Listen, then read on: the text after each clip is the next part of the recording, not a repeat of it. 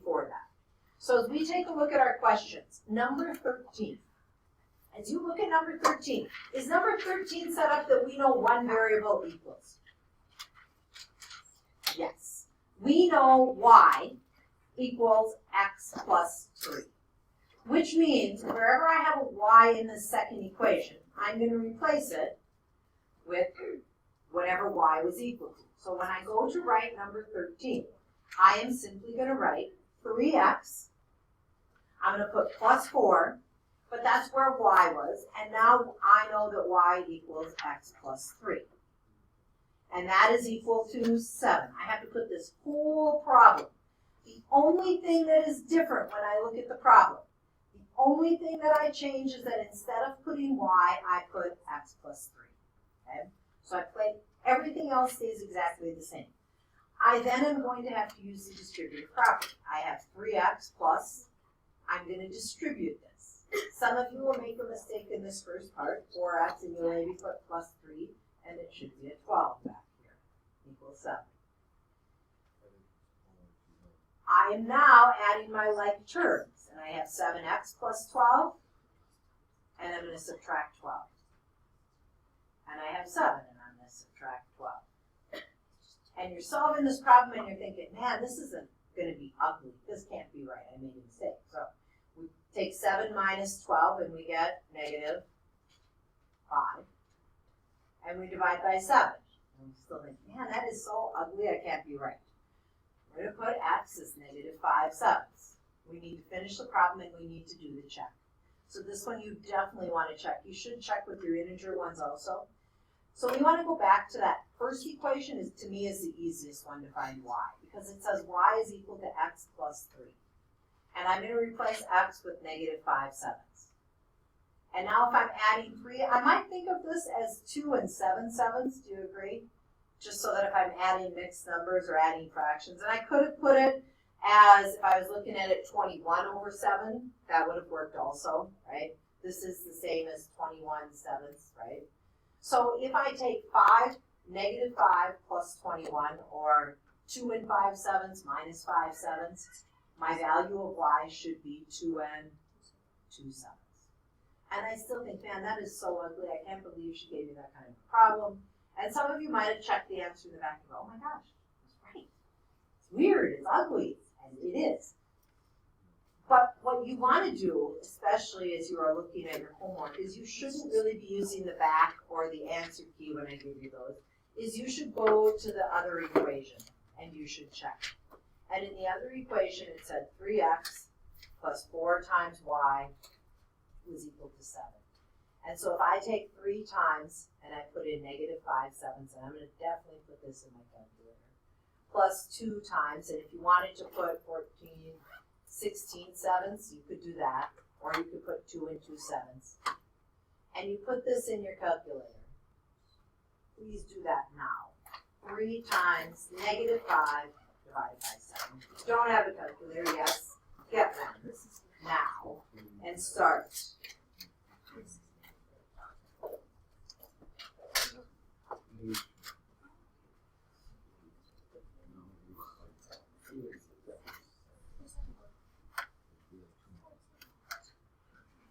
Right, I got negative 15 sevenths if I'm looking at it, plus 32 sevenths. What does it come out to equal?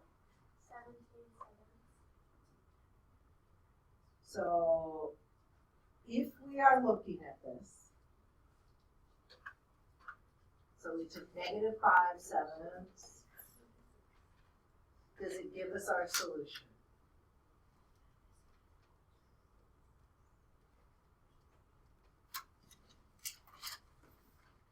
So we're going to take 3 times negative 5 sevenths, that gives us negative 15 sevenths, do you agree? 2 times 14, 16 sevenths, yes? Equals 7?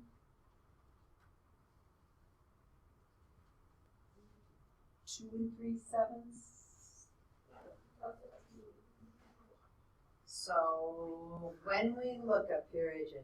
Wouldn't the 2 times that? Yeah, it'd be 4 times 2. What was 4? Oh, thank you for catching it. Thank you for catching my mistake. Good job. So 4 times 16, if we are doing that, now it works out, right? So I'm going to have 64 here, minus 15. That one equals 7. Good eye. So, you get some ugly answers sometimes when you're doing the problems, okay? You just need to be really careful, and you do need to do the check. And if you struggled with doing this assignment, make sure, I had a few of you in here this morning, you were working on it. When I look at problems like number 17, I want to get the y by itself first here. I had some people solving for the x. The y is almost already, you already have one y. So the easiest thing to do is take your 3 and add 2x to it. And now use this when you substitute it, okay? When I look at number 21, I don't want to divide by 2 here. I want to solve in this equation and get x equals. And in this equation, x is going to equal to 2y plus 1, okay? As I look at number 23, when you think of number 23, the first thing I want you to think about is the number of tickets. And the second one is the cost, okay? When I look at the number of tickets that I had to sell, what do I know as I look at that problem? The number of tickets that the people that are going, when I look at that, what do I know, Ryan? How many people are going? 11. And you don't have to use X and Y. To me, this is a perfect one for using A for adult and C for children, right? The number of tickets, adults plus children, has to be equal to 11. No more than 11 people can go, right? The second one deals with our cost. If I'm looking at the cost, how much was each adult ticket if I'm setting this up? Grace? $22. So I'm going to have 22A. Standard form as I'm looking at it. Plus, continue, Grace? 15C. 15C is going to be equal to my total cost of $228. Okay? Those are my 2 equations. Number 24. School's planning a bus trip, 142 people. The trip will use 6 drivers and 2 types of vehicles, buses and vans. The bus can seat 51. The van can hold 10. Write and solve a system for how many buses and vans you need. The first one deals with just the number of vehicles. So the first one is like what kind of vehicles, how many do we have? So if I'm looking at my vehicles, we could say that the bus, right, plus the van had to be equal to how many total vehicles did we take? What did it say? 6. Plus bus plus van. The bus plus the van has to be 6. Now I'm going to look at how many people are on each, okay? So now I'm going to look at the people on each. Anyone want to give me their equation for the second one that they think we should have? AJ, go. 51B. Plus 10B equals 142.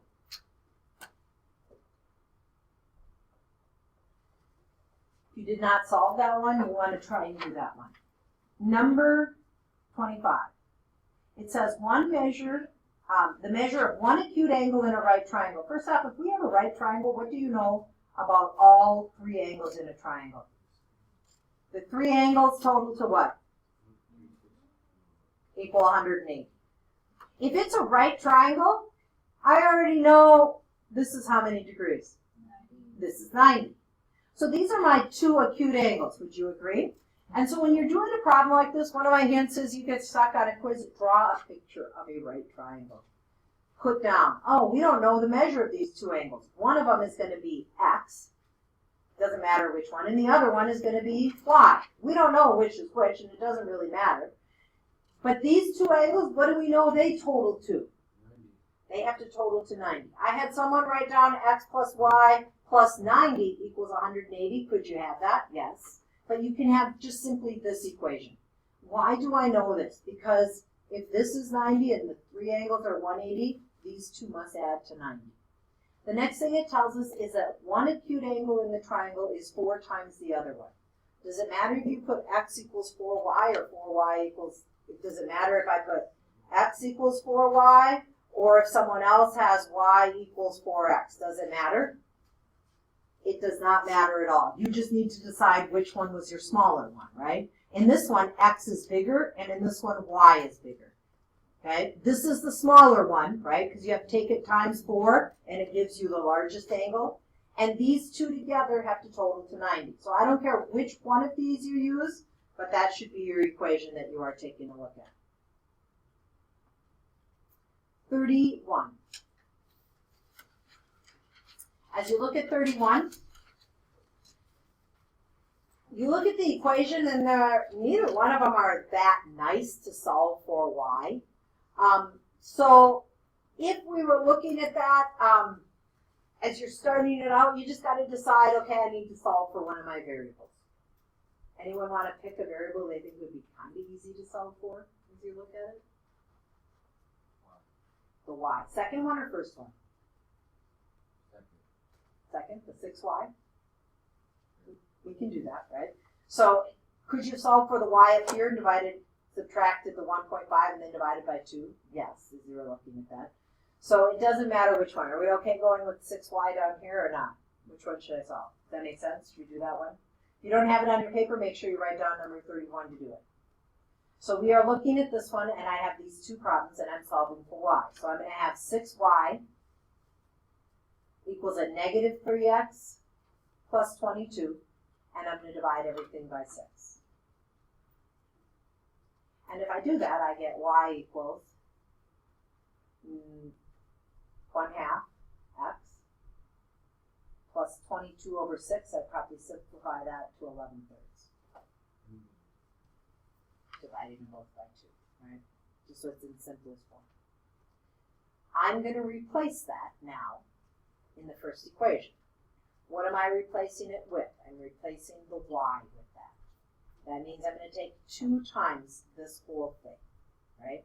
So when I write my equation, I'm going to write from that very first equation, I'm going to put 1.5x plus 2. I am not going to put y down now. I'm going to put this y.